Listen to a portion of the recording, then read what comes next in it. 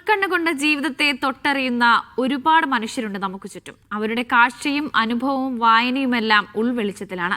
നിയമസഭാ പുസ്തകോത്സവത്തിന്റെ വേദിയിലും അവരെ കണ്ടു. അവർക്ക് വായിച്ചെടുക്കാൻ പറ്റുന്ന തരത്തിലുള്ള പുസ്തകങ്ങൾ വേണ്ടത്ര ലഭ്യമാകുന്നില്ല എന്ന പരിഭവമായിരുന്നു അവരുടെ മുഖം നിറയെ. കുത്തുകളുടെ പൊസിഷനാണ് പ്രധാനം. ഇത് ബി, ഇത് സി.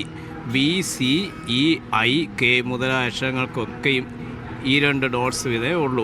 കണ്ണുകൊണ്ടല്ലാതെ ഉള്ളുകൊണ്ട് തൊട്ടു വായിക്കുന്നവരുടെ ലോകം തുറന്നു തരികയാണിവർ. 1824 ലൂയി ബ്രെയിലി അങ്ങ് ഫ്രാൻസിൽ നിന്ന് ബ്രെയിൻ ലിപി വികസിപ്പിക്കുമ്പോൾ വിശാലമായ ലോകവും സ്വീകാര്യതയും അതിന് ലഭിക്കുമെന്ന് കരുതി കാണില്ല. എന്നാൽ കാഴ്ചയില്ലാത്തവർക്ക് അറിവും ഭാവനയുടെ ലോകവും ബ്രെയിൻ ലിപിയിലൂടെ തുറക്കപ്പെടുകയായിരുന്നു. 63 സിംബൽസ് രൂപപ്പെടുത്തിയിട്ടുണ്ട്. ഈ സിംബൽസ് കൊണ്ട് ലോകത്തുള്ള എന്ത് സംഗതികളും എഴുതാൻ സാധിക്കും.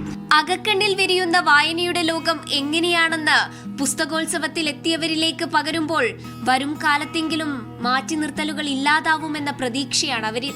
കാഴ്ചയില്ലാത്തതിനാൽ വായനയുടെ ലോകത്ത് ഒരുപാട് അവഗണിക്കപ്പെട്ടവരുടെ കഥയാണിത്.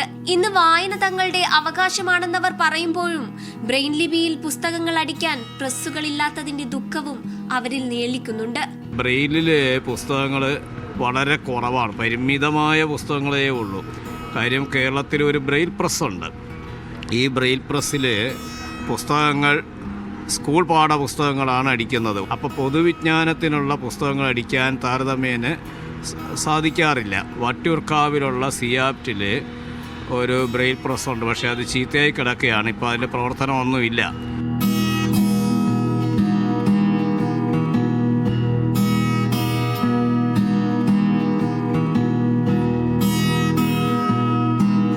ക്യാമറ പേഴ്സൺ രാജീവ് രാജേന്ദ്രനോടൊപ്പം സനിസ ശോഭ ചന്ദ്രൻ, മീഡിയ 1, തിരുവനന്തപുരം.